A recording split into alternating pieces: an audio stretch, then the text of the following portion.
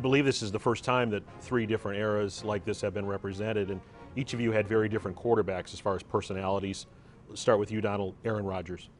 He's he's truly the best. You know, I've looked at him, you know, from a young kid and growing into this great quarterback that he is today. His compassion, his love for the game. I think he has this little thing on his shoulder. He has a chip on his shoulder that he wants to prove to the world that he should have been the first pick in 2005 draft.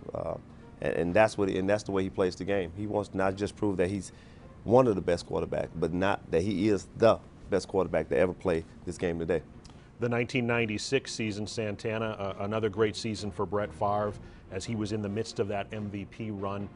What was he like as far as leading the Packers at that time at quarterback?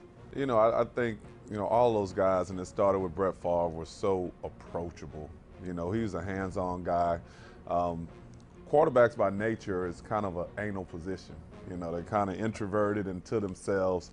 But Brett, I always tell people, Brett is one of the only guys, only quarterbacks that I would start and end a fight for. You know, he's one of those guys that enjoys playing the game, and he enjoyed playing the game. Every part of it, you know, was about him making the throw or making the play to help his teammates and put them in a position to win.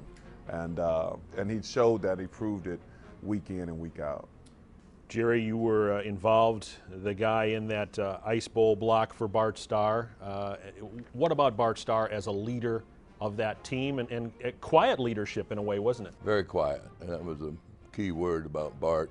We didn't know who Bart was early on in his career, and he had a reputation of being a little bit soft. He was quiet, and when he would get really angry, he would say, "Come on now, let's go." And that was a harsh word from Bart. So we really didn't know whether he was had some steel in his back or not. We're playing the Chicago Bears. We've got a middle linebacker like they always have, named Bill George at this time. Bart throws a long ball. My defensive tackle turns around and he's watching the ball. I'm watching the ball. Bart's watching the ball. Bill George isn't watching the ball. He's running at Bart with a forearm. He hits him in the mouth with a forearm, splits his lip from the top of his lip up into his nose, knocks him about 5 yards back on his keister, and says, "That ought to take care of you, Star, you bleepity bleep bleep." And Bart says, "Bleep you, Bill George, I'm coming after you." And I look at him, and he's just flowing blood. It's just down the white jersey and just flowing blood. And I said, "Bart, you better go to the sidelines and get sewed up. Shut up and get in the huddle." Okay.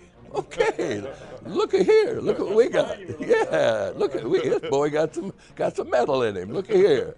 So we never worried about him after that. We knew that he could take the pounding and he could take the punishment and he could get up and keep on going. And he was a very careful quarterback. Aaron reminds me of Bart in a lot of ways, but Bart in playoffs, championships, Super Bowls, game to determine titles, threw 244 passes and had 1 or 2 interceptions. So that was Bart Starr in a nutshell. He was very precise and very cautious and very accurate.